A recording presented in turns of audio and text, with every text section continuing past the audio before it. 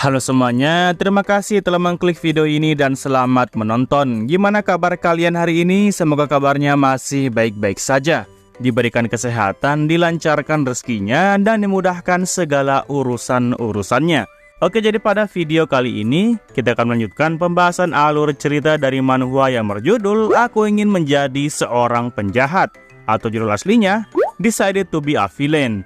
Video ini merupakan episode ke-8 dari episode-episode sebelumnya. Jadi, bagi kalian yang belum nonton episode-episode sebelumnya, silahkan ditonton terlebih dahulu.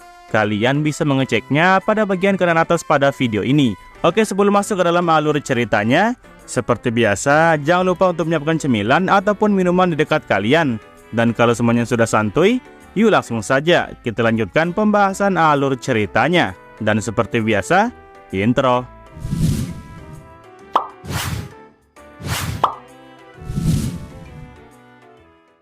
Singkatnya, setelah menjenguk mereka bertiga di rumah sakit, Tae-jin beserta dengan satu anak buahnya kemudian keluar dan mulai berjalan pulang. Di jalan, anak buahnya bertanya kepada Tae-jin perihal apa yang akan Tae-jin lakukan kepada bajingan yang telah melakukan semua ini. Awalnya, Tae-jin masih belum paham perihal siapa yang anak buahnya ini maksud. Anak buahnya kemudian menjelaskan kepada Tae-jin kalau siapa lagi yang dia maksud kalau bukan bocah sialan yang telah membuat si trio patah tulang. Bocah itu bahkan menghajar ketiganya sampai mereka bertiga hanya berada di kasur rumah sakit. Tae-jin yang mendengar kalau si anak buah membahas perihal bocah itu, mulai bertanya kalau apakah dia sudah gila. Anak buahnya kebingungan dengan maksud perkataan dari bos Tae-jin. Mengapa bos Tae-jin menyebut dirinya sebagai orang gila? Tae-jin membalas dengan cara berteriak kalau apakah dia mencoba untuk membunuh bosnya sendiri. Sudah jelas hasilnya bakalan bagaimana. Jikalau Tae-jin berani menantang bocah itu, dia pasti akan dipukuli sampai patah tulang dan berakhir sama seperti trio goblok yang ada di rumah sakit. Tae-jin bahkan sampai mengira kalau bocah itu apakah mungkin merupakan seorang pembunuh bayaran. Dan kalau itu benar, maka bocah itu pasti ada yang menyewanya. Si anak buah nampak kebingungan dan tidak membalas apapun saat Tae-jin berteriak seperti itu. Anak buahnya kemudian menegaskan kepada bos Tae-jin kalau dia sama sekali tidak paham dengan apa yang bos katakan. Bukankah Tae-jin sendiri sudah dikenal di mana-mana dengan sebutan sebagai Jung Tae-jin dari Sindorim. Mendengar anak buahnya membahas perihal panggilannya itu, Tae-jin meminta kepada anak buahnya itu untuk menggunakan sedikit akal sehatnya. Coba saja pikirkan, bagaimana mungkin Tae-jin bisa mengalahkan seseorang yang sudah mengirim 3 orang preman sekaligus dan masuk di rumah sakit dengan kondisi yang sangat parah. Dan selain itu, apakah si anak buah tidak melihat bahwasanya tulang paha dari Jung-sik yang memiliki rambut warna hitam bahkan sampai dibuat patah begitu? Jadi sebagai informasi tambahan, tulang paha merupakan tulang yang paling keras yang terdapat di tubuh manusia. Tae-jin bahkan tidak paham mengenai senjata apa yang bocah itu gunakan sehingga dia bisa mematahkan tulang sampai separah itu. Tae-jin beneran penasaran tentang hal tersebut.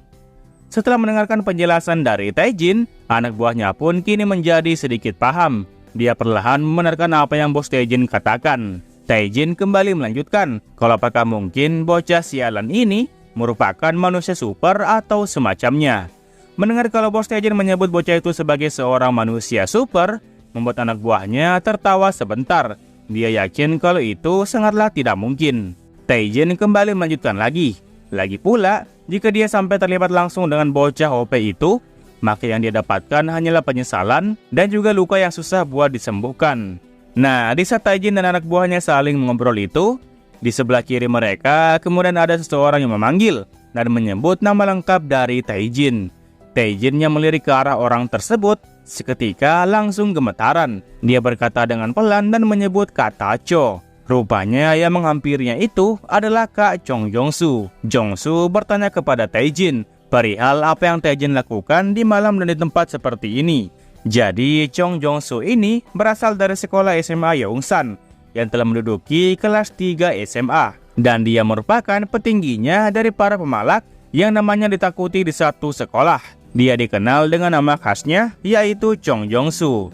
Melihat Kak Jong-soo menghampirinya, Tae-jin pun menyapa seniornya itu dan berusaha untuk bersikap baik di hadapannya. Jong-soo kembali memanggil nama dari Tae-jin sebanyak 2 kali. Setelah itu, Jongsu pun melontarkan pertanyaan kepada Taejin perihal apakah Taejin mengetahui hari apa kemarin. Taejin yang sudah paham kalau Kak Jongsu menyinggung soal hari pengumpulan uang, kemudian mulai melapor kepadanya perihal ada sedikit masalah mengenai pemalakannya. Taejin mencoba tertawa sebentar dan balik mengatakan kalau mereka berjanji akan menyelesaikan masalahnya dengan cepat. Mendengar Taejin mengalami masalah dengan tanggung jawabnya, Jongsu pun seketika berjalan mendekati Taejin dan mulai menamparnya dengan tamparan yang keras. Jongsu kembali bertanya kepada Taejin kalau apakah Taejin menghilangkan semua uang itu. Sepertinya Taejin akhir-akhir ini sudah terlalu betah di zona nyamannya. Taejin yang sudah ditampar keras oleh Jongsu hanya bisa batuk-batuk dan memohon maaf kepada Kak Jongsu. Jongsu kemudian menyuruh Taejin untuk membawa semua uang itu kembali kepada dirinya besok. Jongsu pada hari ini sepertinya sedang sial karena dia sudah menghabiskan seluruh uang yang dia miliki sebelumnya. Padahal jikalau Taejin berhasil menjalankan tugasnya dengan lancar, maka Jongsu bisa mendapatkan uang sakunya hari ini. Taejin menundukkan kepalanya di depan Kak Jongsu dan kembali mengucapkan permohonan maafnya. Taejin sebenarnya ingin memberontak dan menyudahi semua urusan yang terkait dengan dirinya. Namun karena Kak Jongsu sudah pergi duluan, Taejin pun beserta dengan satu anak buahnya, kemudian mendoakan Kak Jongsu agar hati-hati di jalan. Anak buah milik Jongsu kemudian melirik ke belakang dan menyuruh Taejin untuk melakukan pekerjaannya dengan baik. Dia tertawa sebentar dan setelah itu dia pun pergi. Nah, setelah Jongsu dan anak buahnya sudah pergi cukup jauh, anak buah Taejin pun kemudian bertanya kepada bosnya Taejin kalau apakah Taejin baik-baik saja. Taejin dengan wajah yang penuh dengan emosi membalas perkataan dari anak buahnya. Jika saja semua ini bukan karena bocah itu, maka Taejin pasti akan mendapatkan pujian dari Kak Jongsu. Taejin bertanya kepada anak buahnya kalau apakah haruskah mereka berdua mengajar dua orang tersebut. Yang dimaksud Taejin adalah Kim San dan juga Kak Jongsu. Taejin sangat kesal kepada Jongsu dan berniat untuk membalas perbuatannya tadi. Anak buahnya yang mendengar kalau bos Taejin ingin mengajar pimpinannya sendiri mulai memberitahu Taejin untuk jangan melakukan tindakan itu dengan alasan kalau Kak Jongsu itu sangatlah menakutkan. Taejin di sini sangat membenci dirinya sendiri karena telah nampak menyedihkan. Jika saja terdapat orang yang lebih kuat daripada Kak Jongsu, maka Taejin tanpa basa-basi langsung merekrut orang tersebut untuk bekerja sama dengannya. Bekas tamparan dari Jongsu sebelumnya nampak masih membekas di pipi kiri dari Taejin. Nah, di saat Taejin memikirkan perihal orang yang hebat itu, Taejin pun akhirnya kepikiran tentang bocah yang sudah mengajar ketiga anak buahnya sore tadi. Taejin kemudian mulai tertawa dengan ragu. Taejin yakin kalau pilihannya ini pasti akan berjalan dengan lancar. Taejin kemudian berteriak dengan keras kalau masih ada orang itu. Dia berkata berkali-kali sembari tertawa jahat karena telah menemukan jalan keluar dari masalahnya. Anak buahnya di belakang juga ikutan tertawa meskipun tidak tahu apa yang bosnya tertawakan. Anak buahnya kemudian bertanya kepada bos Taejin perihal apa yang bos Taejin pikirkan. Taejin langsung membalas kalau bukan apa-apa. Dia lanjut tertawa saat dia membayangkan tentang apa yang akan terjadi setelah ini. Jadi jika saja orang itu bisa melakukannya dengan baik, maka mereka berdua sudah tidak perlu melakukan perintah dari anak kelas 3 bajingan itu lagi. Taejin nampak sudah muak untuk diperintah sama Jongsu. Singkatnya, esok hari pun kini telah tiba. Setelah kelas telah usai, Kim San pun berpamitan kepada Jun Sop untuk pulang lebih awal. Jun Sop mengizinkan Kim San buat pulang dan mengusirnya untuk cepat pergi. Mereka berdua nampak masih akrab seperti hari-hari biasanya. Di jalan pulang, Kim San kembali kepikiran kalau dirinya adalah penjahat terbaik yang pernah ada. Dan pada hari ini, Kim San masih bingung untuk melakukan kegiatan apa. Nah, di saat dia sedang bersenandung kecil, senandung Kim San pun kemudian berhenti saat dia melihat ada dua orang yang berdiri di hadapannya. Orang itu nampak tertawa dengan lepas, seakan tidak percaya dengan apa yang dia lihat. Dia tidak menyangka kalau bocah yang mengajar ketiga anak buahnya sampai patah tulang malah benar-benar mengikuti seluruh pelajaran kelas sampai selesai. Padahal jikalau bocah itu mau, dia bisa saja membolos dan melakukan apapun yang dia sukai. Orang itu adalah Taejin dan juga anak buahnya. Taejin kemudian bertanya kepada Kim San perihal apakah Kim San masih mengenalnya. Kim San tentu mengenal dengan jelas tentang orang yang berdiri di hadapannya itu. Dia adalah seorang siswa terbaik yang bernama lengkap Jung Taejin. Jadi Jung Tae-jin ini dikenal mempunyai skill berkelahi dan juga mempunyai nilai akademis yang baik. Selain itu, Tae-jin juga mempunyai penampilan yang cukup menarik. Singkatnya, Tae-jin bisa dibilang mempunyai segala hal untuk menjadi siswa terkenal di sekolah. Dia adalah seorang bocah laki-laki yang sudah membuat namanya terkenal di Sindorim sejak dia masih kelas 2 SMP. Kim San menjadi cukup penasaran perihal apa yang membuat orang terkenal sepertinya malah datang dan menghentikan langkah Kim San buat pulang. Kim San menjawabnya dengan nada yang gugup kalau dia cukup kenal dengan Tae-jin. Tae-jin juga membalas ucapan dari Kim San kalau dia juga mengenal baik tentang siapa Kim San itu. Kim San merupakan anak kelas 1 juga, tetapi berasal dari kelas F. Tae-jin menjelaskan kalau kenapa dia mengetahui semua ini, ya karena semua informasi tadi sudah diberitahu oleh teman-temannya. Yang Tae-jin maksud adalah mereka bertiga. Dan Tae-jin mendengar kalau Kim San kemarin telah berutang sedikit kepadanya dalam pengumpulan uang. Mendengar Tae-jin membahas tentang pengumpulan uang, Kim San pun mulai memasang ekspresi yang serius dan bertanya mengenai apa tujuan Tae-jin menghentikannya. Apakah Tae-jin berniat untuk melakukan balas dendam karena membuat ketiga temannya berakhir patah tulang di rumah sakit? Mendengar balasan dari Kim San, Tae-jin awalnya tertawa sebentar. Dia bilang kalau dia mana berani untuk melakukan tindakan tersebut. Tae-jin mengakui kalau dia tidaklah sebodoh itu untuk menghadapi Kim San sekarang juga. Tae-jin menjelaskan kalau apa artinya balas dendam jika hasilnya sendiri sudah terlihat dengan jelas. Tae-jin pasti akan kalah hanya dalam sekali pukulan dari Kim San. Nah, karena bukan itu tujuan Tae-jin menghentikannya, lantas apa tujuan Tae-jin sebenarnya? Mengapa Tae-jin malah membuang-buang waktunya untuk mendatangi Kim San secara langsung?